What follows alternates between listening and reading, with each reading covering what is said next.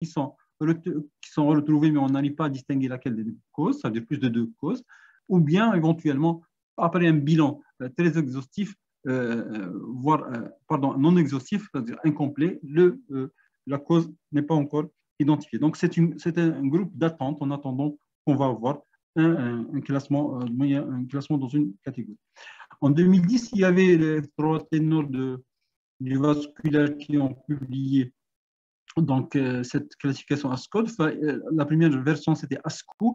Et par la suite, donc, en 2013, c'était ASCOD pour ajouter le D de dissection. A, c'est pour athérosclérose. S, c'est pour small vessel disease, c'est les lacunes, l'équivalent de lacune dans la classification de TOS. C, c'est pour les causes cardiaques, ou bien quand on a une cardiopathie embolique. Et enfin, other, c'est toute autre cause, soit hématologique, soit inflammatoire, soit malformative, soit génétique. Éventuellement, D, c'est pour la dissection, c'est-à-dire quand on a un hématome de la paroi artérielle, surtout carotidien, éventuellement vertébral, parfois même en intercurrent, qui peut être la cause de ces accidents vasculaires cérébraux. En fait, c'est une classification qui a l'intérêt beaucoup plus pour les études thérapeutiques afin de bien spécifier et donner donc dire une évaluation globale du patient, parce qu'A, il y a trois sous-groupes, S, il y a trois sous-groupes, C, il y a trois sous-groupes, et ça, c'est en fonction de la validité de la preuve qui a fait asseoir ce diagnostic étiologique. En fait, cette recherche étiologique obéit à une petite stratégie, c'est elle qui va dicter la stratégie de prévention. En globalité, on connaît que 80% des AVC sont des AVC ischémiques et approximativement, dans les AVC ischémiques, on aura 77% qui sont non lacunaires. Et le 1 quart, ou bien 23% exactement, sont des lacunes, c'est-à-dire atteintes des petites artérioles. Et enfin, les causes non lacunaires, il faut avoir en tête que la cause majeure dans les causes non lacunaires, vous en avez les atteintes des gros troncs artériels, c'est-à-dire l'athérosclérose, entre autres, et éventuellement, vous en avez les cardiopathies, qui sont les deux causes qui accaparent à eux 80% de l'ensemble des causes, alors que le reste est dû à des causes, d'autres causes, ou bien parfois non déterminées.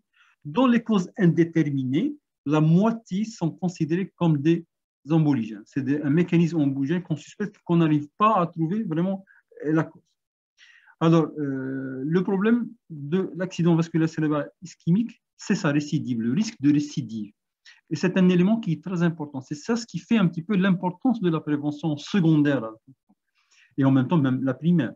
Alors, aux États-Unis d'Amérique, il y a en moyenne 795 000 nouveaux cas annuellement et 20% auront un deuxième événement dans les 2 ans qui suivent. C'est-à-dire un cinquième des patients auront sûrement un événement. Alors, ce risque est quand même très important dans les 3 premiers mois. Il est de 9%. Et ça, c'est important de commencer la prévention déjà de façon très précoce. Et c'est un élément qui est indicatif pour ce qui est des décisions thérapeutiques et des schémas thérapeutiques qu'on va donner. Les risques après un AIT, un événement qui est parfois souvent considéré par le patient, parfois même par certains certains éléments de la santé que c'est un événement qui est banal. Non, parce qu'à la fin de compte, c'est un signe d'alarme. Il prévient le patient qu'il a un dysfonctionnement du système vasculaire au niveau cérébral, voire même systémique, et qu'il devrait prendre en considération ça, parce que le risque à la fin de compte dans les 7 premiers jours est de 2%.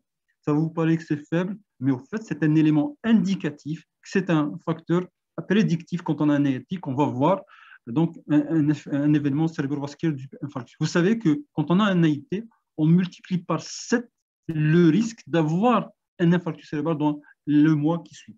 Et c'est un élément qui est très important à prendre en considération dans la prise en charge. Alors, pour évaluer ce risque après un accident ischémique transitoire, un score a été développé, en fait, plusieurs scores. Ça, c'est le score le plus utilisé dans les études, mais en fait, on a d'autres. Le score ABCD, c'est un composite d'éléments qui est fait de A, c'est pour l'âge, quand on est supérieur à 65 ans, B, c'est pour le blood pressure, K, c'est quand on a une cardiopathie emboligène, D, c'est la durée éventuellement des symptômes ou bien la dualité de l'événement quand on fait. Et la deuxième D, c'est diabète. Quand on a un score supérieur à 4, déjà, c'est un élément très prédictif que le patient va développer un infarctus cérébral dans les suites. Ça, c'est un score encore plus récent qui date depuis une dizaine d'années même maintenant. C'est APCD3I. Qu'est-ce qu'on a ajouté en plus des éléments d'âge, d'HTA, de durée, de diabète, c'est cette notion d'imagerie qui est très importante à prendre. Deuxième élément qu'on a ajouté, c'est la notion d'avoir deux événements d'AIT. Alors, l'imagerie, c'est quand vous avez soit une sténose carotidien ou bien éléments qui sont des hyperintensités en séquence diffusion dans les premières heures de la réalisation de l'imagerie. Et ça témoigne que déjà la souffrance est importante et que le dysfonctionnement est assez important. De ce fait, la suppléance qui est très riche au niveau cérébral n'est pas assez efficace pour reprendre l'ensemble du territoire concerné par cette hypodébie dont il est la cause de cet infarctus cérébral. Alors, vous voyez le CATAF de ABCD2, à la fin de compte, à partir de 4, on va avoir une multiplication du risque qui peut être considérée comme donc modérée. Ça commence à 4% et il devient vraiment très haut quand il dépasse 6 et on va avoir un risque de survenue de 8% durant le mois qui suit. Au fait, dans les guidelines, du fait de cette importance de temps, ça veut dire qu'on est obligé d'agir, comme je vous ai montré dans la première slide, ça veut dire 1,9 million qui sont perdus en une minute.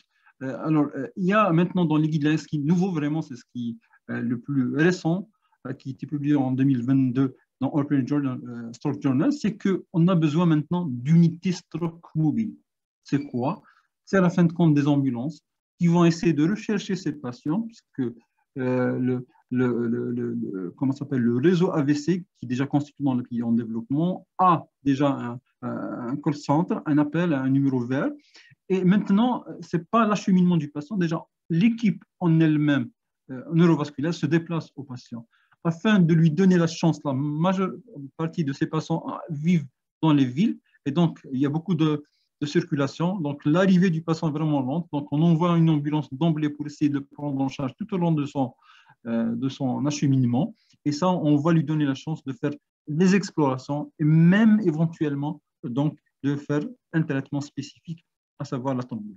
Ça, tellement c'est important le temps en matière de prise en charge en phase aiguë. C'est l'élément clé maintenant qui on voit. On vient un petit peu à notre sujet principal dans cette donc revue, c'est la prévention. Alors, le type de prévention, on a une prévention primaire. Cette prévention primaire, au fait, se voit chez les patients qui ont déjà eu un événement de type accident ischémique transitoire. Elle dit les dites secondaires quand on aura un infarctus cérébral. Alors, la prévention optimale, à la fin de compte, c'est quand on aura une approche globale.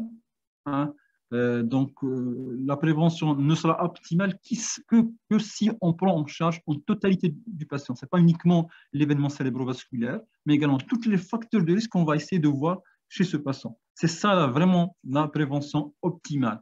Donc, une évaluation globale du patient est vraiment très importante pour décider de la stratégie de prévention. Alors, les moyens qu'on a, on a les moyens médicamenteux et non médicamenteux. Alors, médicamenteux, c'est en premier les antiagrégants plaquettaires, les anticoagulants, les statines, tout ce qui va entraîner une réduction des facteurs de risque éventuellement et diminuer les risques de formation de thrombie. Alors, les antihypertenseurs également, parce que je vous ai dit que l'hypertension est responsable de certaines formes d'AVC ischémique, si vous vous rappelez un petit peu les lacunes. Prise en charge des facteurs de risque et des autres pathologies, telles que des causes hématologiques éventuellement. Non médicamenteux, on a la chirurgie, c'est important. L'endartérectomie a fait déjà sa preuve pour ce qui est des sténoses qui sont supérieures à 70%. Le stenting pour certaines situations, surtout pour les artérioscléroses intracrâniennes. Et maintenant, ça revient pour ce qui est de les sténoses de 50% de la carotide interne, la chirurgie cardiaque pour les cardiopathies, les régimes alimentaires adaptés pour essayer de faire une prévention, l'activité physique et l'hygiène de vie avec arrêt de toxiques. Tout ça, c'est des outils qu'on devrait essayer de combiner entre eux pour avoir le maximum d'augmentation de chances de patients afin qu'ils ne refassent pas son événement cérébrovasculaire. Alors, on commence par les antiagrégants plaquettaires, parce que c'est notre sujet aujourd'hui. On a plusieurs, ça c'est une partie les plus utilisées à la fin de compte qui sont citées dans ce tableau. Mais au fait, on a également un autre stylostosol que je n'ai pas mentionné, parce qu'il est utilisé essentiellement en Asie, qui est un vasodilatateur. Il y a un mécanisme un peu spécifique en matière d'inhibition de la prolifération des cellules musculaires, de la libération de facteurs plaquettaires. Et c'est ça sa caractéristique. Tout ce qui, encore, il a un effet anti-agrégant plaquettaire, mais il diminue également le risque de saignement pour ces cas d'accident vasculaire cérébral. Les mécanismes des anti-agrégants plaquettaires, ils sont des mécanismes, chacun a son mécanisme un peu plus ou moins particulier qui va donc agir sur un site spécifique. Exemple, la clopidogrel qui va agir, c'est une prodrogue qui va agir sur le P2Y12 après passage au niveau de cytochrome 450. Donc, chacun a un mécanisme d'action et c'est ça, parfois, l'intérêt de associer deux anti-agrégants plaquettaires. On va agir sur deux mécanismes et donc réduire le risque de survenue de l'agrégation plaquettaire et de thrombus par la suite. Alors, le clopidogrel, bien sûr, il a fait son introduction depuis 1996. Après l'étude Capri, on connaît bien la réduction de 8,7% de l'ensemble des événements. Et pour l'AVC ischémique, ça a été une réduction de 7,3%. Donc, c'est une réduction quand même conséquente comparativement à l'aspirine. Et par la suite, on avait plusieurs méta-analyses, dans celle-ci que je vous montre de Maurizio, qui est publiée en 2013. C'est vraiment intéressant. Compte, les événements vasculaires sont réduits quand on utilise donc le clopidogrel par rapport à l'aspirine et même le risque hémorragique est apparemment légèrement moindre. Et ça, c'est quelque chose en faveur de cette molécule. Donc, par la suite, on a essayé de tenter, est-ce qu'on peut donc associer plus clopidogrel pour une prévention secondaire, aussi bien de l'accident ischémique transitoire ou bien de l'infarctus cérébral. Et bien sûr, il y avait l'étude de 2015, c'était toujours une méta-analyse, une systematic review qui a concerné 8 RCT sur 20 000 patients. À la fin de compte, la combinaison de l'association, la combinaison de l'aspirine plus clopidogrel, ça donnait donc un effet positif avec une réduction de récurrence de l'ordre de 0,69.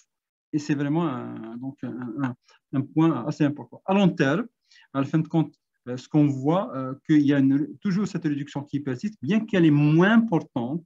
Cependant, ce qui est un petit peu contre l'utilisation à long terme de cette association, c'est l'augmentation du risque hémorragique.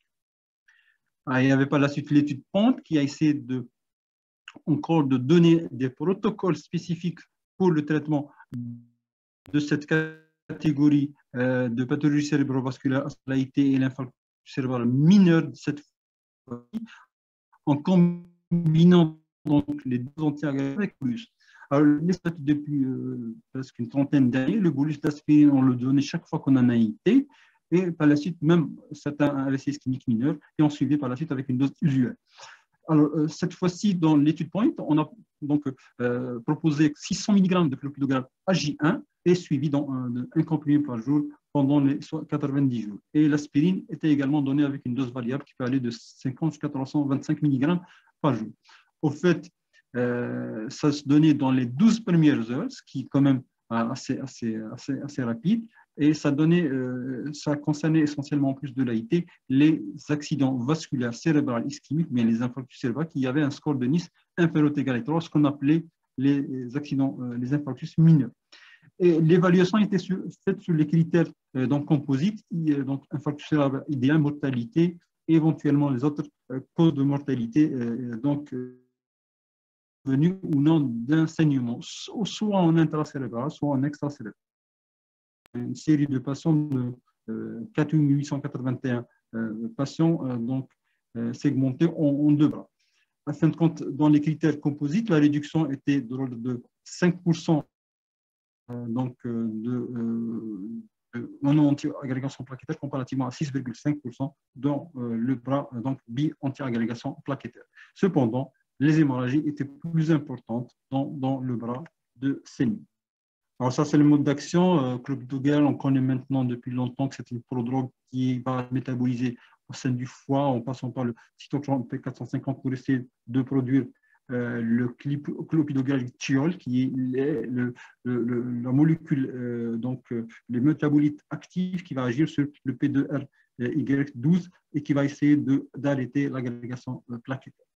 Alors, cependant, de ce fait de mécanisme un peu spécifique, il y a cette notion de génétique qui est introduite, parce qu'à la fin de compte, on a certains polymorphismes de ce gène qui fait qu'on a un polymorphisme qui réduit la productivité de ce métabolite et de ce fait réduit un petit peu l'efficacité de ce médicament. Ce polymorphisme, la perte de fonction il est présente presque dans 5% de la population générale, une estimation de la population générale. Mais cependant, dans l'étude POINT, assez intéressé à ça, et on a essayé de prendre de faire un screening de ce polymorphisme, et on voit que l'effet de ce polymorphisme n'est pas très important à la fin de compte, parce que la réduction persiste même dans ce bras de patients qui ont bénéficié d'une analyse génétique qui est 932 sur l'ensemble des 4881 patients. Et donc, cet effet de polymorphisme génétique, je crois, il est moins important qu'on considérait un certain temps. Par la suite, il y avait d'autres études qui sont venues pour essayer d'évaluer ça, donc l'effet qui ont pris cette notion de polymorphisme génétique de CYP2C19 et qui ont essayé de voir quel est l'effet de cette réduction. Au fait, quand on a une perte de cette fonction totale, c'est là qu'on va avoir l'effet vraiment majeur de cette réduction de l'efficacité de la molécule. Alors, ce qui en résulte, à la fin de compte, c'est ça dans les AVC ischémiques, malgré quand on a une réduction, mais elle n'est pas très importante, ça veut dire toujours l'efficacité du médicament n'est pas importante.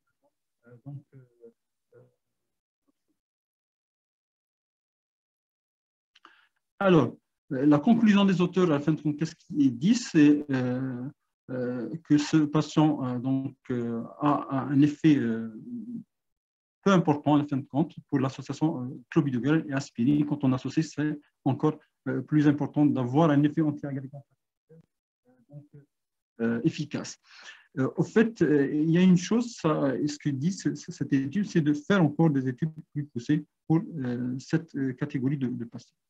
Il y a l'étude de Thales, donc, qui a concerné une autre molécule, c'est ticagrelor, associée avec l'aspirine toujours. Donc, c'est en vogue à la fin de compte, qui a été publié en 2020. Et ce qui ressort, le choix des auteurs de cette étude, c'est que pour les scores un peu plus élevés, c'est-à-dire un score inférieur ou égal à 5 pour l'infarctus cérébral, elle a été avec un score ABCD supérieur à 6, c'est-à-dire les patients qui ont un haut risque de récidive qui a été choisi. Au fait, ça concerne également une petite branche très particulière, c'est les patients qui ont des AVC ischémiques avec une athérosclérose intracrânienne. Au fait, le schéma, il est 180 mg de ticagrelor suivi, associé à notre bolus d'aspirine de 300 mg le premier jour et par la suite 75 à 100 mg le jour suivant pendant 90 jours. Au fait, l'évaluation a été faite à 30 jours et donc, ce qui résulte, on va voir que sur les 30 jours, les premiers jours, on va avoir une réduction quand même assez conséquente en matière de risque de récidive d'un infarctus cérébral ou bien d'un accident ischémique transitoire. Et on voit bien que le risque hémorragique quand même est assez important comparativement donc, à la seule utilisation de l'aspirine. Alors, les doubles anti-agrégation plaquettaire, quand on voit les études les plus importantes dans ce domaine, on voit que soit l'étude Chance, qui était une étude essentiellement publiée en 2013, qui a montré la première, à la fin de compte, grande étude qui a montré l'intérêt de double anti-agrégation plaquettaire en matière de stroke, avec bien sûr un risque hémorragique quand même assez important. Mais cependant, ce qui ressort de toutes ces études, que l'effet bénéfique, il est là, il est vraiment confirmé par les différentes études, soit Point, soit Chance, soit Thales.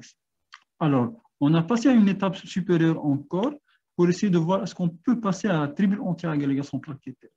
Alors, il y avait une analyse, au fait, une méta-analyse qui a été publiée en 2013, qui ressort de toute cette analyse que, à la fin de compte, la triple anti-agrégation plaquettaire, il faut être vraiment très prudent. On ne peut pas passer à la triple, puisqu'à la fin de compte, le risque d'avoir des événements cérébrovasculaires de type saignement est vraiment important.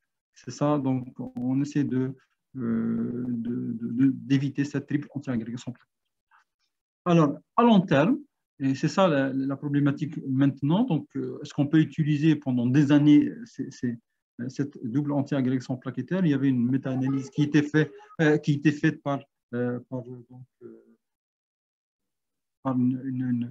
été publiée dans une revue en 2016. Et ça, ce qui ressort de toute cette étude, à la fin de compte, on va avoir cet effet de l'association des antiagrégants plaquettaires, que la meilleure association possible, c'est cette aspirine plus clopidogrel, qui est, à la fin de compte, la meilleure en matière d'effet de réduction du risque de sevenie. Il y a une deuxième molécule qui se sépare également et qui voit sa place, c'est le citalostazole.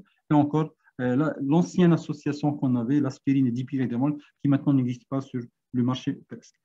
Cependant, le risque hémorragique devant ces associations est toujours là, mais il est encore moins important parfois pour certaines formes, surtout le citalostazole, comparativement à la double antiagrégation plaquettaire aspirine clopidogrel. En fait, je reviens un petit peu, on a essayé de surfer l'ensemble des études comparativement à cette pathologie, mais il y a une chose qui est très importante en matière de filière de l'AVC. Qu'est-ce qu'on devrait faire? Maintenant, la tendance, c'est la détection de l'atteinte des gros troncs artériels. Et ça, c'est une tendance qui a été affirmée dans le World Stroke Congress et dans l'ESO de 2021, qu'à la fin de compte, ces échelles spécifiques qui devraient être généralisées, donc pour essayer de détecter l'occlusion d'un gros tronc artériel. Et ce qui ressort de toutes ces études, il y avait 6 échelles qui sont évaluées à la fin de compte, c'est RACE et RACE.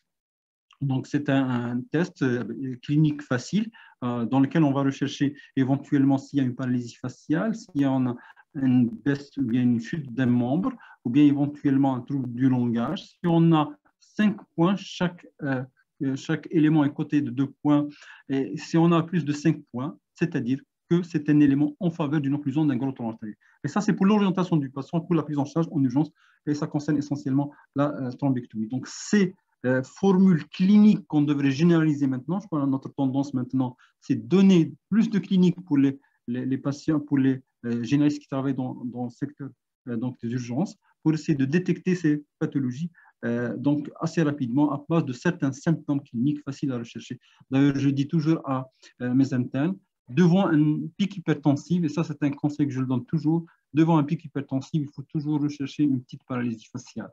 Une petite paralysie faciale, ça peut éventuellement évoquer un diagnostic d'infarctus cérébral. Il ne faut pas abaisser brutalement un chiffre tensionnel, il faut essayer d'être prudent et les abaisser de façon très lente afin d'éviter l'installation d'un infarctus cérébral.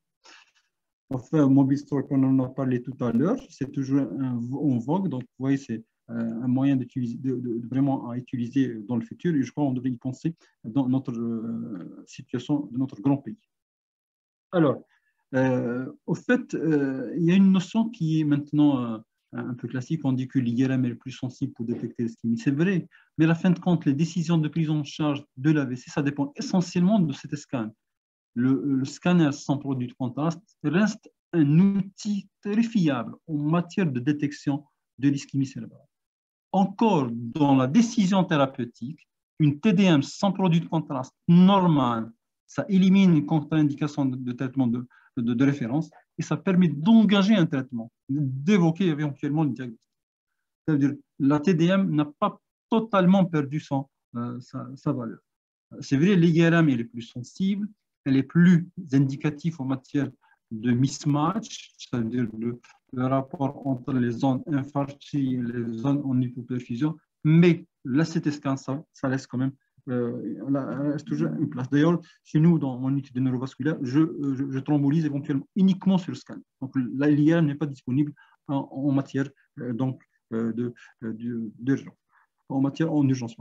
Le télestroke, c'est un autre outil également qui est maintenant en vogue, qui est confirmé que c'est un outil pour essayer de faire la prise en charge à distance. C'est-à-dire, maintenant, on peut avoir un réseau, on travaille en réseau, donc en plus, maintenant, on est en train de faire un petit rappel en vidéoconférence. On peut le faire pour les patients et on peut décider éventuellement pour le traitement et pour la prise en charge. Donc, le télestroke est maintenant un outil très fiable, surtout pour les grands pays, ou bien pour éventuellement les pays qui n'ont pas assez de neurologues, bien assez de spécialistes qui peuvent prendre en charge ces patients. Donc, on peut essayer de guider un médecin généraliste qui est n'importe où pour essayer de lancer éventuellement une prise en charge adaptée pour ces patients, donc aussi bien la thrombolyse, aussi bien pour les décisions de recherche étiologique et de décision thérapeutique à distance. C'est vraiment un outil qu'on devrait développer, d'autant plus que normalement tous les EPH devraient bénéficier de cette télémédecine ou bien un centre donc, de télémédecine. En fait, dans les 2022, toujours cette unité mobile qui est en vogue, c'est pour ça que je répète chaque fois. Et on vient maintenant à cet aspect que j'ai parlé avec l'équipe déjà de Sanofi, dont on parlait beaucoup maintenant, c'est les accidents ischémiques transitoires. On devrait faire une séance uniquement pour ça, parce que c'est un moment qui est très important de faire un diagnostic et de faire une prévention primaire encore, c'est-à-dire quelque chose vraiment d'idéaliste. Alors, au fait, ce qu'on recommande devant un AIT, quand on a un événement qui est là, un AVC ischémique transitoire, bien accident ischémique transitoire, qui vient avec une disparition, avec apparition des symptômes, par la disparition en moins d'une heure, et quand on fait une imagerie, il n'y a rien. Qu'est-ce qu'on devrait faire? Ce qui est recommandé dans NICE et les guidelines donc de la Grande-Bretagne, ils vous disent que ces 300 mg d'aspirine sont largement suffisants pour essayer de l'utiliser. Et donc, on peut le donner dans les 24 premières heures sans grande difficulté. Alors, c'est vrai dans NICE également, l'utilisation de la BCD2 est difficile, parce que parfois ça peut écarter, parce que si on essaie de se référer à ce score, c'est un score quand même qui fait un 14, c'est-à-dire si vous supérieur à 4, on fait la double anti-agrégation plaquettaire. Il y a quand même, dans l'équipe de NICE, on dit que cette utilisation devrait être donc un petit peu moins importante pour la décision thérapeutique. Bien que c'est un outil, et je vous ai dit maintenant on a la BCDI3 qui va affirmer ce risque important. Alors, toujours dans les recommandations de NICE 2019, c'est la notion de créer des TIA cliniques, c'est-à-dire habituellement, TIA clinique, c'est une petite sous-unité de l'UNV, de l'unité neurovasculaire. L'objectif, c'est de créer un espace dans lequel on va prendre une chambre, une petite chambre. Ces patients, l'AIT ne devrait pas être lâché en nature. Malheureusement, c'est ce qu'on toujours en fait. Normalement, il devrait être gardé, exploré le maximum possible dans les 72 premières heures, voire les 24 premières heures. Une exploration avec un Doppler, une exploration avec éventuellement une échocardie, un bilan cardiologique le plus poussé possible.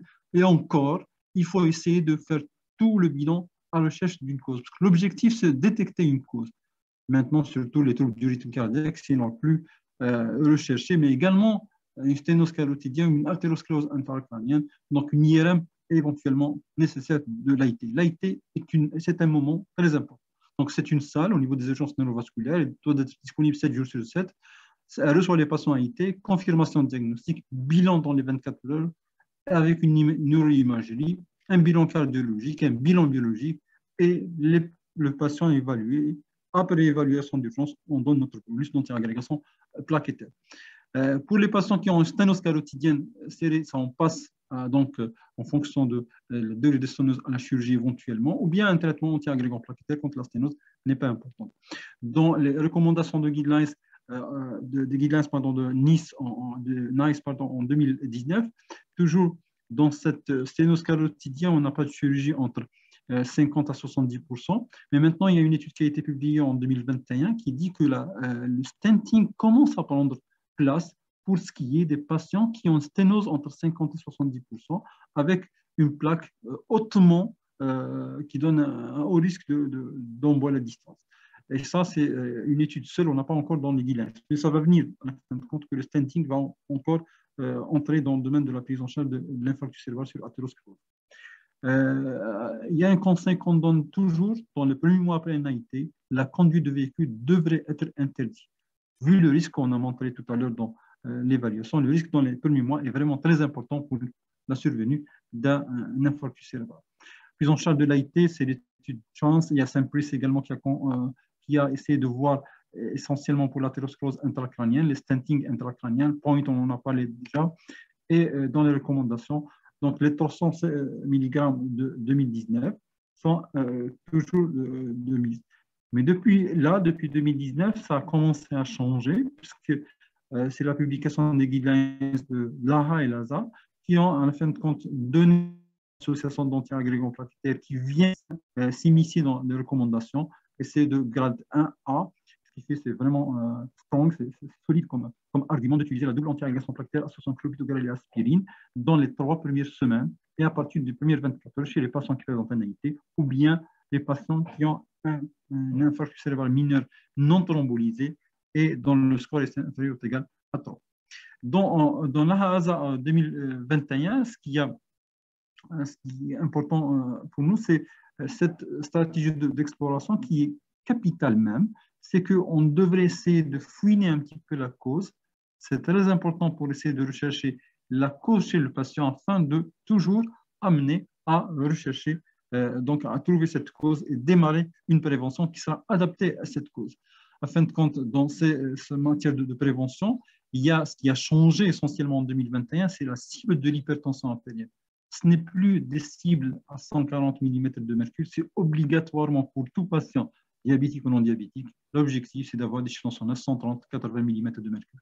Après un AVC ou bien un AIT, le traitement anti-hypertenseur est très bénéfique, donc on devrait l'instaurer pour avoir, dès que le patient aura des chiffres tensionnels supérieurs à 130-80 mm de mercure. C'est vraiment très important pour les patients.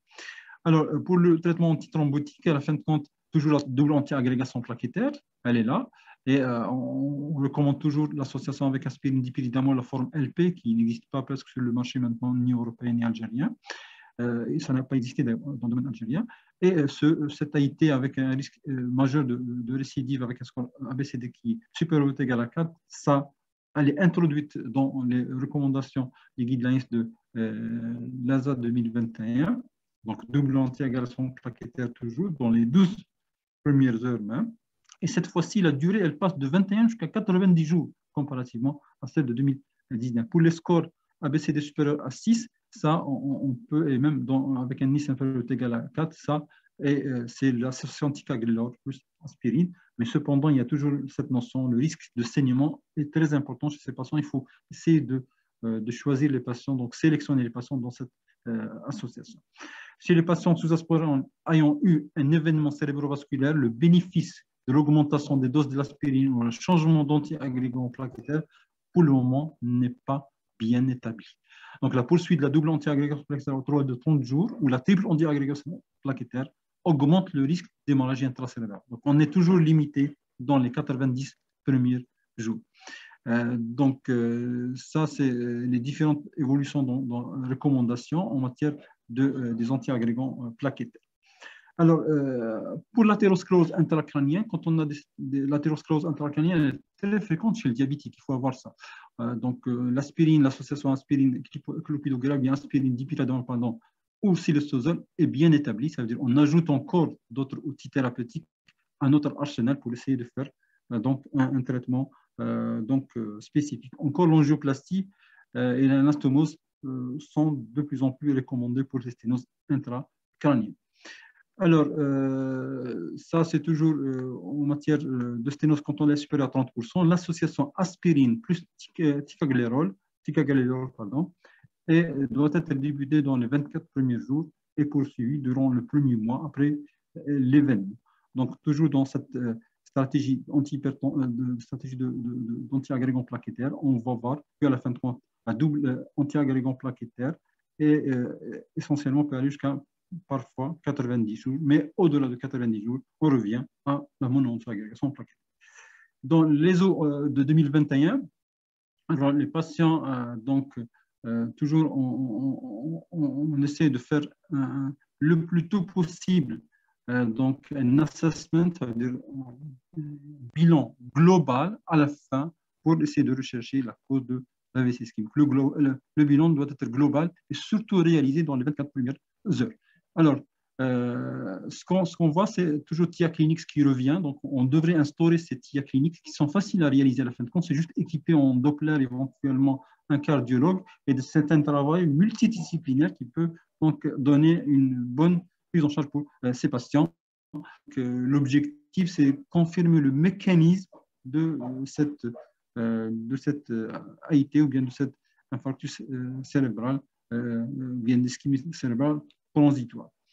Alors, c'est vraiment important donc de rechercher cette sténose carotidienne ou bien sténose en intracrânien par non-scan, non-géographie donc cérébrale par TDM, vraiment un outil très important pour détecter ces sténoses intracrâniennes ou voire même des sténoses de la carotide. Classiquement, on le connaît ça. Et également, l'IRM est la bienvenue pour l'évaluation de cette athérosclérose intracrânienne. On peut débuter l'anti-agrégation plaquettaire même avant l'imagerie. C'est ça ce qui maintenant donc, entre dans les recommandations.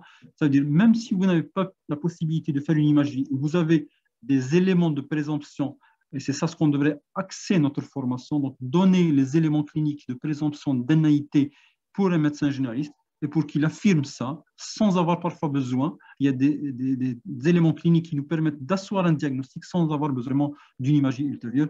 Et ça, c'est qu'on peut avoir cette capacité de détecter les éléments très positifs du diagnostic de l'AIT. On peut démarrer un traitement, donc éventuellement précoce avant même une image.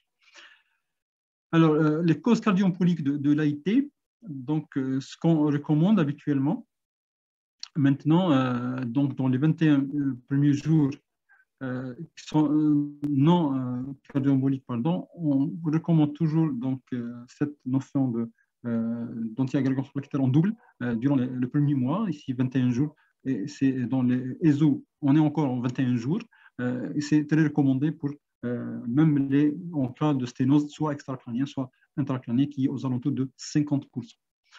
Alors, ça, c'est également, il ne faut pas oublier qu'on peut avoir également des données scientifiques qui viennent d'autres cieux en dehors de l'Europe et de l'USA. C'est les recommandations, les guidelines chinaises qui ont été publiées en 2020, que la fin de compte, pour eux, la double anti-agrégation plaquettaire chez les patients qui présentent un AIT ou bien un infarctus ischémique donc mineurs sans non thrombolisés, la double anti-agrégation plaquettaire après un bolus passe jusqu'à 90 jours presque d'emblée.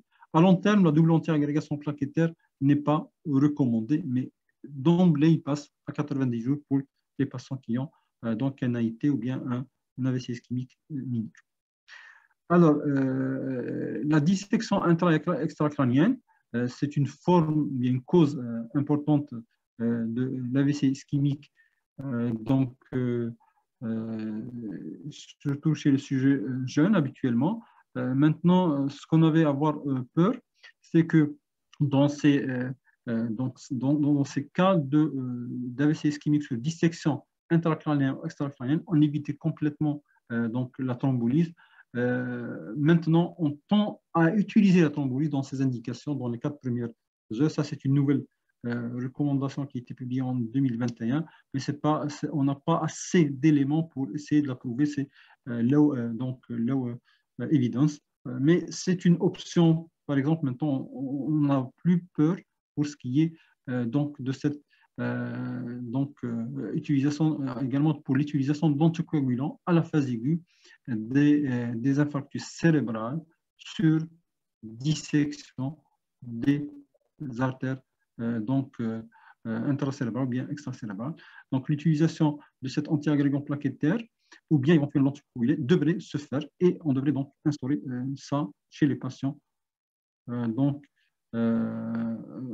avec dissection des artères intracrâniennes ou bien extracrâniennes.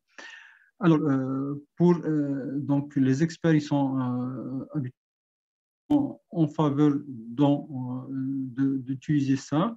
La problématique qui reste, c'est que la durée qu'on n'a pas encore, à quelle durée on va utiliser ces anticoagulants.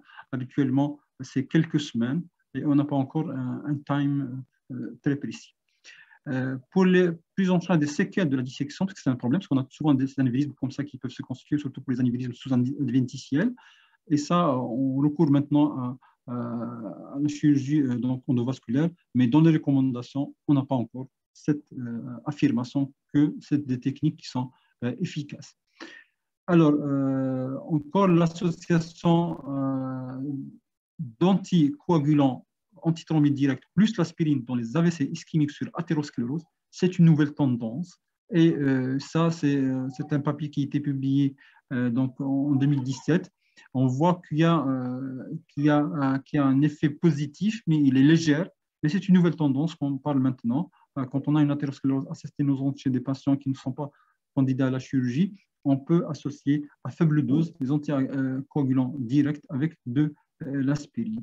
Donc, c'était une revue globale à la fin de compte de l'ensemble des données en matière de prise en charge de l'AVC ischémique et de l'infarctus cérébral à la phase aiguë.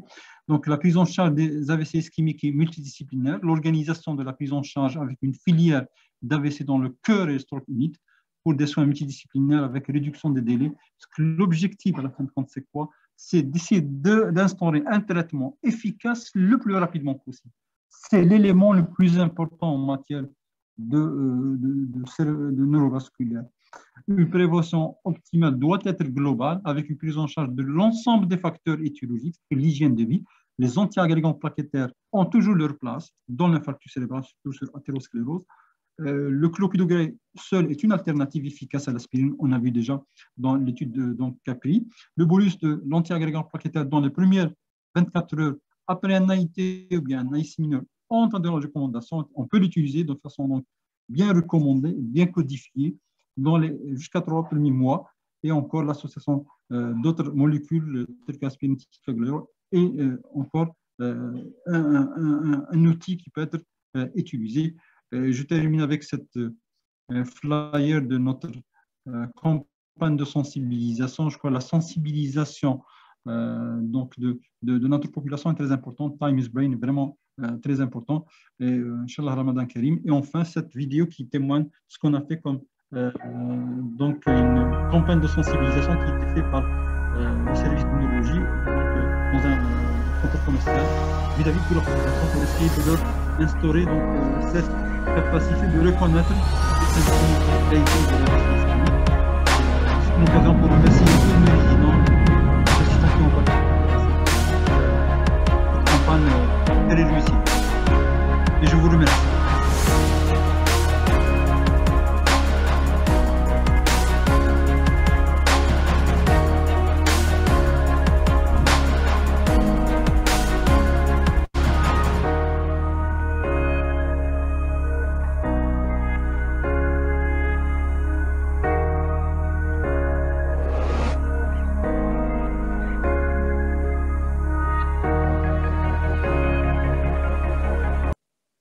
Pour cette excellente communication. Allô, vous m'entendez? Oui, je vous entends. Très bien. Donc, j'attends les questions. Parfait. Éventuellement. Je vois déjà exactement, qu'il y en a des professeur. Oui. Donc, on arrive donc à la partie questions-réponses. Oui. Alors, professeur, pour la première question, oui. Celle du docteur Sarah dit: s'il vous plaît, professeur, le rôle du médecin généraliste avant l'orientation du patient. J'imagine. Pardon, je n'ai pas bien entendu, parce que ça se coupe. C'est de répéter, s'il vous plaît, la question? Très bien. Alors, quel est le rôle du médecin généraliste avant l'orientation du patient? J'imagine. Ça, c'est la question clé à la fin de compte. Exactement. Vous savez que le médecin généraliste, maintenant, je parlais de TIA Clinics, éventuellement de Stroke Unit. Vous savez que le médecin généraliste, j'allais dire, non seulement c'est la première porte dans laquelle va entrer un petit peu le patient, mais également c'est lui la clé de la clé. Dans le sens, sa reconnaissance précoce est très importante, mais également sa conduite en phase aiguë. Je m'explique. Pour la reconnaissance, on devrait donc insister quand on forme nos médecins, d'une part, mais également dans la formation post-universitaire, qu'il devrait avoir un flair de reconnaissance des signes et symptômes en faveur de cette symptomatologie qui est donc spécifique pour l'AIT ou bien spécifique pour l'infarctus cérébral. En fait, l'AIT et l'infarctus, c'est un continuum. Le fait que notre médecin généraliste va avoir ce flair de rechercher l'AIT déjà dès le début, l'infarctus cérébral déjà dès le début, je crois que c'est un élément qui est très important. Deuxième élément, une fois qu'il a cette notion dans la tête, il y a des choses à régler. Au fait, c'est qu'il y a des paramètres qui aggravent la situation de l'infarctus cérébral sur lequel le médecin généraliste devrait agir dès le début. Un exemple que je donne toujours, je le répète, c'est la prise en charge de la pression artérielle en fait. La prise en charge, je crois, ça nécessite une séance en totalité. Parce que dès que le patient arrive, souvent, ce que fait le généraliste, c'est l'auscultation, la prise de pression artérielle, la palpation des pouls, éventuellement recherche d'autres urgences vitales. Cette prise de pression artérielle, souvent, vous allez trouver qu'elle est haute, elle est très élevée. Alors, la chose que vous devrez faire quand vous trouvez tout patient qui va avoir des chiffres de tension élevés, hypertendu ou non, c'est de faire un petit examen neurologique, rechercher des petits signes. Alors, le fait que le patient a une difficulté de parler, le fait qu'il a une lenteur de langage, il faut tenir ça comme étant un symptôme, un signe de focalisation. Le fait qu'il a une lèvre qui est abaissée, le fait qu'il a un effacement du sillon nasogénien, le fait qu'il va avoir un problème de chute d'un membre ou bien un engourdissement de membre, vous dit, monsieur, je sens qu'il y a des fourmillements dans un membre, ou bien dans un hémicorps. Ça, c'est des éléments en faveur d'une souffrance d'un hémisphère, de l'hémisphère contralatéral à la symptomatologie. Et ça, vous devrez évoquer un AVC ischémique. Et pour ne pas aggraver la situation du patient, jamais abaisser brutalement le chiffre tensionnel, même si vous en avez 200 mm de mercure. On tolère jusqu'à 220 mm de mercure pour la systolique et 120 mm pour la diastolique dans les premières heures d'un AVC. Par la suite, si on essaie de décider, on va voir des urgences vitales, ça on peut décider, mais toujours faire une diminution très progressive par des drogues, donc en perfusion et non pas en IVD direct. Ça, c'est la première des choses à faire. Deuxième des choses, l'évaluation du patient. Parfois, le patient, je vous donne un exemple, parfois il a d'autres urgences en plus de l'AVC ischémique. Il fait des crises, ou bien il fait un IDM, ça veut dire faire un ECG. Parfois, dans les urgences, il y a des ECG, ça fait déjà avancer les choses. Deuxième des choses, il peut préparer le patient pour une thrombolyse, faire un prélèvement assez rapidement pour rechercher est-ce qu'il y a une hypoglycémie ou bien est-ce qu'il y a un TP qui est bas. Ces éléments, ces petits éléments sont très importants pour préparer le patient. Dans le cas où c'est un événement qui a complètement disparu, le patient vient se plaindre d'un petit déficit qui a complètement régressé, il ne faut pas le négliger. Vous pouvez donner, je vous l'ai donné, donc je vous l'ai dit dans les guidelines, vous pouvez donner sans avoir un scanner, un patient qui n'a rien sur le plan symptomatologie neurologique, qui a complètement disparu, sans céphalée, vous pouvez donner un bolus de 300 mg. Ce n'est pas très nocif. Et par la suite, vous faites votre image. Oui, j'espère que j'ai répondu à la première question. Oui, tout à fait, professeur. On enchaîne avec la deuxième question, professeur. Une question du docteur Ahmed Assi. Donc, professeur, concernant la double antiagrégation plaquettaire au bout de 21 jours, pourquoi on retire le Plavix pour garder l'aspirine, tout en sachant que le bénéfice à long terme est en faveur du Plavix? Alors, excellente question, parce qu'à la fin de compte, vous savez, quand on a quelque chose qu'on s'est habitué, c'est difficile de s'en démarquer. Hein. Donc, c'est ses habitudes. Au fait, le clopidogrel, il a fait son avenue dans le problème de prise en charge des AVC ischémiques depuis déjà presque 22 ans, ou bien 25 ans, pardon. Donc, il est valable de continuer avec du Plavix. Alors, la problématique également, c'est qu'à long terme, c'est vrai ça, c'est au-delà de plus d'une année, qu'on va avoir la réduction de la différence de bénéfice éventuellement entre l'aspirine et le clopidogrel. C'est ça. Mais sinon, on peut continuer avec le clopidogrel. Ce n'est pas quelque chose de désagrémenté. Encore, ce qu'on disait à la fin de compte que parfois, ce que le constat des différentes études, que le Plavix peut être préféré par rapport à l'aspirine chez certains patients qui pourraient avoir soit une résistance à l'aspirine, soit éventuellement, ils peuvent avoir ce qu'on appelle éventuellement donc un diabète, donc un autre facteur de risque qui favorise éventuellement donc l'AVC ischémique. Sinon, c'est une opportunité ou bien c'est une alternative qu'on peut utiliser avec à la place de l'aspirine.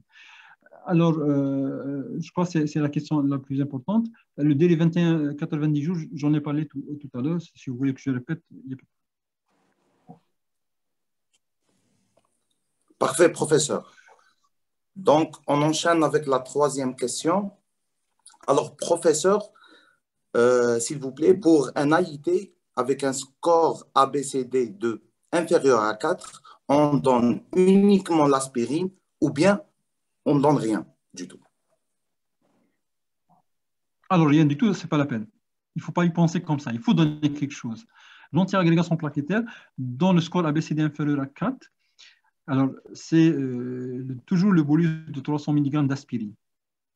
Au fait, pourquoi on a, parce qu'à la fin de compte, ces recommandations sont du fait des nouveaux RCT, c'est-à-dire les nouveaux trials, les études récentes qui ont montré que dans les patients qui ont été sélectionnés à haut risque de récidive, on a besoin de double antiagrégation avec un bolus. Sinon, le bolus est toujours dans l'AIT, depuis, je vous ai dit déjà dans ma présentation, depuis une vingtaine d'années, plus, d'ailleurs depuis 2004, dans les recommandations de la Haute Autorité de Santé française, on avait cette indication d'utiliser l'aspirine à dose de 300 mg. Même avant, hein, on avait ça. C'est-à-dire le bolus, il y est toujours, même si vous en avez un score de ABCD à 1. Le bolus est toujours là. Pour la double antiagrégation plaquettaire, c'est assez sélectif peut-être, c'est pour les cas. Mais souvent, les patients qui ont déjà l'événement cérébrovasculaire, ils ont souvent plusieurs facteurs de risque vasculaire, ou bien on découvre, c'est l'occasion pour découvrir plusieurs facteurs de risque vasculaire.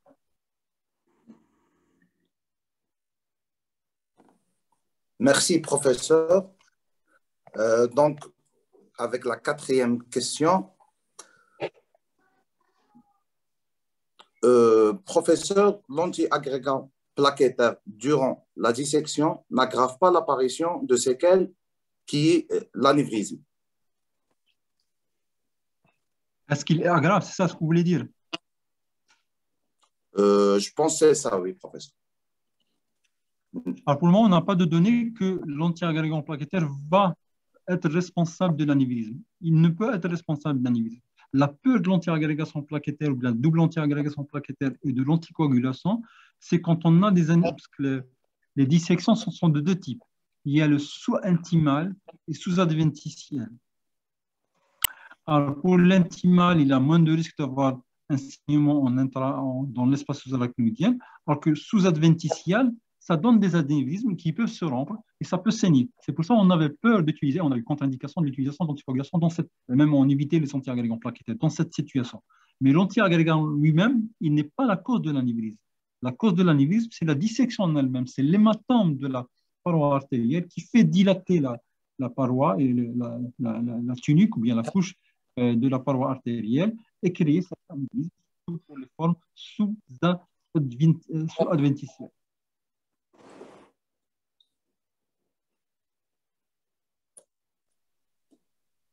Merci, professeur. On enchaîne avec la cinquième question. Professeur, pourquoi on commence immédiatement après un AIT et on attend 12 heures? Là, on commence le traitement, j'imagine, professeur. Hein? Alors, la notion de 12 heures, c'était, parce que vous savez, quand on fait des guidelines, on va se référer à des références. Et ça, c'est le schéma qui a été utilisé par les études, par les RCT. Donc, on se fie comme ça. Donc, sinon, pour le délai de 12 heures ou bien 24 heures, une des choses, vous savez que même le clopidogrel, quand on a utilisé auparavant, c'était au-delà du 7e jour. Hein. On n'avait pas l'indication d'utiliser le clopidogrel dans les 7 premiers jours dans l'étude Capri, ça c'est connu. Ce n'est qu'après qu'on a la possibilité, et surtout après l'étude Chance et Point. Au fait, 12 heures, c'est tout simplement donc, lié à l'étude. Sinon, si vous avez un diagnostic d'AIT évident maintenant dans la première heure, vous avez le droit d'utiliser ce bolus d'antiagrégant plaquettaire. Ce n'est pas une contre-indication. Et vous avez le droit de faire le bolus soit de clopidogrel, soit de aspirine, et par la suite de continuer le traitement par double antiagrégation plaquettaire en long cours. C'est-à-dire le délai de 12 ou bien 24 heures. Pour l'AIT, il n'y a pas de problème. Pour l'infarctus cérébral, ça devient un petit peu problématique, dans le sens que si vous en avez dans cette catégorie de double antiagrégation plaquettaire avec bolus, on a évité d'utiliser d'inclure les patients qui étaient thrombolisés. Parce que maintenant, l'AVC ischémique mineur est thrombolisé également. Deuxième des choses, c'est que quand on a un AVC ischémique en fonction de sa localisation en étendue, si le patient a d'autres lésions, surtout s'il y a des microblètes, c'est difficile un petit peu d'utiliser les doubles antiagrégants plaquettaires. C'est-à-dire qu'il y a d'autres éléments qu'on va évaluer sur l'imagerie, hein, dans les infarctus mineurs, je parle, et non pas dans les AIT, vous pouvez, dans les 12 premières heures, même avant, sans grande difficulté. Donc, l'attente de 12 heures, si vous voulez, c'est essentiellement pour avoir une imagerie. Essayez de voir est-ce que vous en avez. S'il y a des éléments de présomption de transformation, les éléments hémorragiques habituellement, c'est quoi? C'est la présence d'une localisation très importante ou bien de microbleds supérieurs à 10. Ça, c'est des patients qui vont développer assez rapidement un saignement en intracellulaire. Il y a également d'autres échelles spécifiques pour essayer d'évaluer ce risque de saignement qui sont pour les strocologistes. Donc, vous voyez, c'est cette situation. Sinon, pour l'AIT, vous pouvez commencer dès le premier.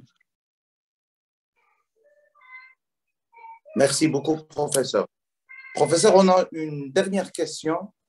Oui. Professeur, alors, devant une suspicion d'infracture cérébrale ou un AIT avec symptômes cliniques, peut-on instaurer un traitement préventif en première intention? Vous répétez, après un AIT, c'est ça, hein, ce que j'ai compris? Non, professeur. Suite, devant une suspicion d'infraction cérébrale ou un AIT avec symptômes cliniques, peut-on instaurer un traitement préventif en première intention? Alors, pour le traitement préventif après un infarctus cérébral ou un AIT, c'est-à-dire vous n'avez pas l'imagerie, c'est ça ce que j'ai compris. Pour l'AIT, je vous ai dit, on peut démarrer l'anti-agrégation plaquettaire, mais cependant, l'imagerie sera nécessaire ultérieurement. Ça veut dire qu'on donne la chance aux patients de ne pas avoir un événement cérébrovasculaire immédiatement. On fait notre traitement le plus proportionnel possible avec un bolus, par exemple, d'aspirine. Mais cependant, pour l'infarctus cérébral, on a besoin de l'imagerie. Pourquoi? Parce qu'à la fin de compte, pour l'infarctus cérébral, les symptômes persistent. Donc, on devrait avoir les éléments de certitude sur le plan scannographique. Donc, on aura besoin de l'imagerie pour la décision thérapeutique. Ceci dit une fois. Deuxième des choses, quand on fait une imagerie, chez les patients qui ont installé déjà l'infarctus cérébral, on devrait rechercher éventuellement d'autres contre-indications, c'est-à-dire un petit saignement. Et souvent, il y a une chose qui est très importante en matière d'infarctus cérébral, et souvent on sous-estime, surtout pour les sujets âgés, parce que les patients qui font des infarctus cérébraux, vous savez, souvent il y a des chutes, des petites chutes. Même si c'est des petites chutes, parfois ils peuvent faire un hématome sous-dural. Et quand l'hématome sous-dural est important, les antiagrégants plaquettaires, malheureusement, ils ne sont pas indiqués. On devrait les reporter. Vous voyez? Donc, il y a quand même des situations dans lesquelles on a besoin de l'imagerie pour essayer du traitement, éventuellement, et démarrage du traitement. Donc, l'imagerie pour l'infarctus est indispensable immédiatement avant de démarrer l'antiagrégant plaquettaire. Pour l'AIT, on peut se permettre, mais cependant, il faut toujours faire une imagerie, parce que je vous ai dit, l'AIT est comme un infarctus cérébral, il faut se comporter comme un infarctus cérébral jusqu'à preuve du contraire. Merci, professeur. Professeur, en fait, on a une dernière question. Oui. Alors, professeur, quelle est la place d'utilisation de Somazina dans le traitement d'AVC, soit à la forme injectable ou en gouttes, bien sûr, en plus de l'antiagrégation plaquettaire? Et quels sont les chiffres tensionnels à respecter dans les deux formes d'AVC, ischémique et hémorragique? Merci, professeur. Alors, plusieurs questions dans ces questions. Alors, je commence pour ce qui est de l'utilisation de neuroprotecteurs. C'est vrai, les neuroprotecteurs, ils étaient bannis de toutes les recommandations, de toutes les guidelines. Il n'y a pas de recommandation pour l'utilisation des neuroprotecteurs. Cependant, pourquoi on l'utilisait? Parce qu'à la fin de compte, c'était le seul arsenal thérapeutique qui donnait une chance aux patients de récupérer. Alors, le schéma injectable de l'acétylcholine qu'on a chez nous, donc, c'est en phase aiguë, ça veut dire dans les premiers 5 jours à 7 jours maximum, et parfois le voie orale. Les guidelines, il n'y en a pas, ils ont été complètement bannis, sauf on a un nouveau papier qui apparaît en 2022 qui parle d'une autre forme de neuroprotection qui peut être efficace, mais pour le moment, la neuroprotection, elle n'est pas dans les guidelines. Mais cependant, il n'y a pas de contre-indication à son utilisation, ça, il faut le dire. Deuxième élément, on peut l'utiliser en associant avec l'antiagrégant plaquettaire, il n'y a pas de problème. Autre chose, je crois, on nous parlait de les chiffres tensionnels. Donc, l'objectif des chiffres tensionnels, en matière de phase aiguë d'AVC ischémique. Alors, l'AVC ischémique, quand vous allez thromboliser, il faut abaisser jusqu'à 180 mm de mercure et 105 mm de mercure pour la diastolique. Pour ce qui est des patients non thrombolisés, c'est 220 mm de mercure, hein, et 120 mm. Ça, c'est tolérable. C'est-à-dire qu'on peut tolérer jusqu'à ça. Au-delà, on devrait faire un traitement par voie parentérale. Donc, ça, c'est obligatoire, le traitement par voie parentérale, s'il dépasse ce seuil. Deuxième des choses, le traitement par voie orale ne devrait pas être arrêté. C'est juste le traitement par voie parentérale qui a proscrit. Encore, l'objectif, c'est d'essayer d'avoir les chiffres tensionnels qui vont être descendus progressivement dans les 6 premières heures, voire 12 premières heures, afin d'arriver à des chiffres qui sont corrects. Donc, au bout de 24 heures, on devrait avoir des chiffres qui sont assez proches de la norme. Merci beaucoup, professeur. Professeur, en fait, on a une dernière question, celle du docteur Slakji. Il veut bien la poser de vive voix, si vous permettez, bien sûr, professeur. Donc, c'est à toi, docteur Slakji. Bonsoir, monsieur le professeur. Bonsoir, tout le monde. Bonsoir, monsieur. Bonsoir, monsieur. Ça fait un plaisir d'assister à cette réunion de webinaire.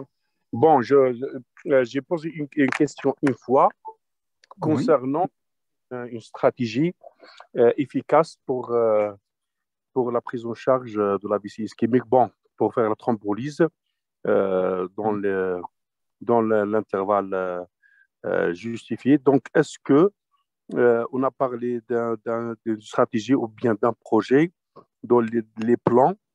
Le plan local, c'est A, B, c'est régional. Il faut qu'on fasse une stratégie loco-régionale pour faire relier, parce que le problème, ce n'est pas les UHI. Le problème que j'ai trouvé ici, en tant qu'urgentiste chef du service des urgences à l'OPH BBA, c'est au niveau des OPH, avec perte de temps pour transfert des malades, et parfois même il y a des scanners. Il y a des OPH dans des endroits où ils ont le scanner, ils ont même pour faire face à un tableau d'AVC ischémique qui est là, mais le problème, pour qu'ils fassent la thrombolyse, ils ont des difficultés décisionnelles. Ça veut dire qu'ils posent l'indication et est-ce qu'il y a une possibilité pour rejoindre, pour faire un réseau, voilà, un réseau local relié pour chaque CHU. Ça veut dire quelques OPH, par exemple, la wilaya de Borges, s'il a relié avec les gens de Sétif ou bien de Constantine pour qu'ils l'aident sur place dans le côté de décision ou bien d'orientation. Voilà. Pour soit par directement appel téléphonique ou bien une application qui est partagée sur tous les praticiens hospitaliers urgentistes. Voilà. Merci, monsieur. C'est vraiment l'idée qu'on a essayé de développer depuis 2016 dans le cadre d'un programme national qu'on a presque ficelé avec certains éléments de ministère de la Santé. Malheureusement, il n'a pas été appliqué, il n'a pas été il n'a pas abouti à ses fins. Et je crois que c'est ça l'objectif, c'est d'essayer de faire, parce qu'à la fin de compte, la thrombolyse, vous savez, quand on la confine un petit peu à un certain centre, vous n'allez pas prendre en charge l'ensemble des patients, vous n'allez prendre que 1 à 2%, maximum 5%. Et pour essayer d'étaler jusqu'à 10% ou bien 20%, on devrait faire participer l'ensemble des EPH, l'ensemble des urgences. Parce qu'à la fin de compte, je vous ai dit, on est arrivé maintenant à faire la thrombolyse dans une ambulance équipée d'un scanner mobile. Donc, à tel point, la thrombolyse, maintenant, est une chose qui est très efficace et très fiable et très safety. Donc, on peut l'utiliser avec une équipe qui est bien formée. Et deuxième point que je vous ai parlé déjà dans mon topo, c'est télestroke ou bien télémédecine. Et télémédecine, je crois, c'est vraiment faisable. Donc, c'est faisable dans les EPH, parce que c'est juste donc, créer un écran avec une connexion Internet et on va faire diriger éventuellement nos médecins généralistes dans les différentes EPH pour essayer de faire la bonne décision et la bonne conduite thérapeutique, soit thrombolyse, soit non thrombolyse, éventuellement pour démarrer une prévention secondaire, parce qu'il y a également un problème de démarrer une anticoagulation après un événement cérébrovasculaire. Donc, vous voyez, ce traitement en réseau, plutôt cette activité en réseau, je crois, elle est très recommandée maintenant dans toutes les guidelines, et c'est une chose qu'on en a besoin, et on est dans l'obligation de le faire. On va y aller vers ça, on n'a pas autre choix. On a un grand pays, on a des EPH qui sont partout maintenant, donc ça nous permet de prendre en charge plus de patients, et ça nous décharge au moins, nous, les grands centres, de recevoir beaucoup de patients. L'idée est ça, et ça devrait être comme ça. Alors, le troisième étape, c'est passer à des applications. Je crois qu'il y a des amis marocains qui ont développé des applications comme ça, et je crois que ça va être prochainement peut-être chez nous. Donc, application qui va être disponible sur le smartphone des médecins urgentistes et qui peuvent donc la consulter, où on va avoir des conduites. On va avoir également un lien pour contacter un spécialiste dans le domaine pour essayer d'avoir des prises de décision. Donc ça, c'est un travail quand même colossal pour essayer de créer ces réseaux, mais je crois que ça devrait se faire et on devrait le faire. Et je crois que c'est la meilleure solution pour notre pays, pour notre population, donc pour essayer d'améliorer la prise en charge de cette pathologie lourde. Merci beaucoup, cher professeur, pour tous les efforts que vous prêtiez pour les jeunes médecins. Et j'attends toujours une participation pour ce projet qui est, je pense, très efficace. Et ça sera, Inch'Allah, un projet dans l'avenir qui est avec la COVID-19, avec les problèmes qui sont là toujours les AVC qui sont vraiment, vraiment, je vous donne le chiffre pour ce mois dernier, c'est presque 22 cas d'AVC ischémique. Voilà. Oui. 22 cas d'AVC ischémique, dont 50% moins de 55 ans. Ici à bord. Oui, non, je parle de la wilaya de Bibia. Ça veut dire même il y a parce qu'il y a la neurologie qui est le PH chef de lieu. Ça veut dire il y a dans presque 22, je pense, 22 cas d'AVC ischémique, dont 50% c'est moins de 55 ans. Oui. Et ça, c'est des patients qui sont arrivés chez vous. Il y a des patients qui n'arrivent pas. Ils viennent chez nous après 1 mois ou 2 mois. Vous savez, c'est un grand fléau. C'est un véritable fléau. Vous savez, il faut juste un petit peu marcher maintenant dans la rue. On voit pas mal de personnes qui sont en train de faucher, de faire un fauchage. C'est lié à la fin de compte des séquelles d'un événement cérébrovasculaire souvent. Et vous savez, donc, on est devant une pathologie qui est lourde et avec une conséquence dramatique, malheureusement, sur la santé de la population. On devrait agir. J'espère qu'un jour, nos autorités vont essayer de colmater la brèche et essayer de faire l'effort d'instaurer ce programme et essayer de le concrétiser dans la réalité. Donc, moi, je vais baser sur comme un autre facteur déclenchant, bien facteur de risque majeur, c'est la COVID-19. Elle est devenue comme un facteur déclenchant majeur. Comme ça, on va Inch'Allah, influencer sur la volonté, pour améliorer bien sûr la volonté politique pour qu'il fasse assurer le matériel, et assure vraiment une assiduité sur place face aux malades. Et deuxième point, j'attends toujours merci beaucoup pour votre accompagnement aux jeunes, et j'attends toujours, je suis là, je pars de côté de Borges pour faire quelque chose pour notre population, et je vous remercie bien vivement pour les données, pour le cours, pour tout. Merci beaucoup, professeur Fkaroui. Merci, docteur Slakji. Merci, professeur Fkaroui. Professeur, si vous permettez une dernière question. Une dernière, vraiment dernière. Donc, on a, professeur, devant un AIT sur dissection, vous privilégiez un antiagrégant ou un anticoagulant? Alors, pour l'accident ischémique transitoire, vous savez, en fait, ça c'est un petit peu trop technique.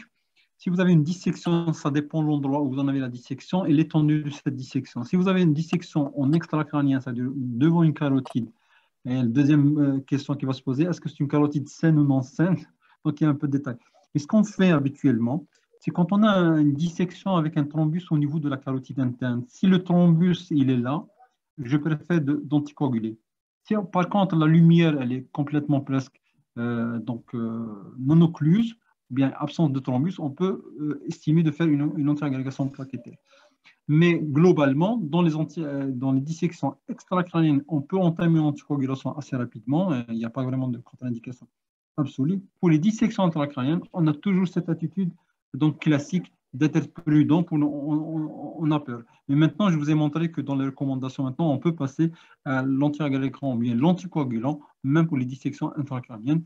Il y a une seule étude qui a été apparue maintenant, on n'a pas encore plusieurs études. On a, c'est-à-dire le niveau d'évidence est un peu low, mais c'est ça la conduite. Dissection extracrânienne, anticoagulant, intracrânien, être prudent, vous pouvez passer uniquement à antiagrégant plaqué. Merci beaucoup, professeur. On arrive à la fin de ce webinaire. Si vous n'avez rien à rajouter, professeur, je cède la parole à notre collègue Mohamed pour le mot de la clôture. En tout cas, je suis toujours ouvert pour essayer de collaborer avec n'importe quel médecin généraliste, n'importe quel urgentiste pour essayer d'améliorer la prise en charge. J'appelle mes amis médecins généralistes, on peut activer dans le sens travail en groupe, mais également vis-à-vis de la sensibilisation de la population, vis-à-vis également, peut-être l'année prochaine, on aura le Day, c'est le 26 octobre de chaque année, le 29 octobre de chaque année. On va essayer d'organiser quand même un événement de sensibilisation, peut-être à l'échelle de plusieurs wilayas, afin de permettre à nos patients d'avoir le maximum d'informations concernant cette pathologie pour la reconnaissance, pour éviter les facteurs et éventuellement faire la prévention primaire. Je crois maintenant axer notre travail sur la sensibilisation et sur le rôle de la population dans la prise en charge de cette patiente est vraiment très important. Deuxième volet, je demande à mes confrères et consoeurs non seulement de faire mettre à jour leurs informations, mais également essayer d'agir dans le domaine associatif, essayer de créer des associations de patients. Les associations de patients, c'est eux qui vont nous aider pour essayer d'avoir un programme national des accidents vasculaires. Et merci. Merci, professeur. Merci beaucoup, professeur, pour cette présentation. Merci pour l'assistance d'avoir accepté nos invitations. Et on aura l'occasion à faire des EPU, des formations médicales continues en présentiel, Inch'Allah, si la situation pandémique s'améliore, ou bien via le EPU, via le net. C'était très instructif. On vous remercie, professeur Fakaraoui. On remercie tous les médecins qui ont répondu présents pour cette présentation, ce webinaire. Et on remercie les collaborateurs de Sanofi d'avoir organisé cet événement scientifique. Merci beaucoup, professeur. Merci tout le monde. Merci beaucoup, bonne professeur. soirée, bonne nuit. On vous dit tous Sahar Mdarkoum. C'est très bénéfique. Et à la prochaine fois, Inch'Allah, professeur Fakaraoui. Atek Sahar. Ok, salut. Et merci à l'assistance. Au revoir, les amis. Au revoir. Au revoir, Sahar Mdarkoum. Sahar Mdarkoum. Amin. Merci.